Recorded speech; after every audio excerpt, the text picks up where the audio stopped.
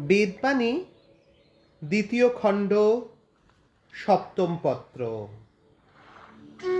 ভগবানের নাম আর তার রূপ একই বস্তু জানিয়া কেবল নাম নিয়া পড়িয়া থাকিবেন, ভগবান উদ্ধার করিয়া নিবেন। সর্বদা নাম করিবেন, নামেতে সকলই আছে জানিবেন।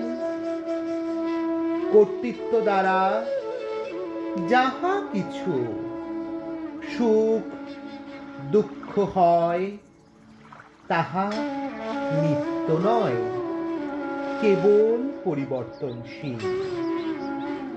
ওই সকল সুখের দুঃখের জন্য প্রলোভিত না হইয়া সর্বদা নাম মুগ্ধার প্রলোভন রাখিতে চেষ্টা করিবেন।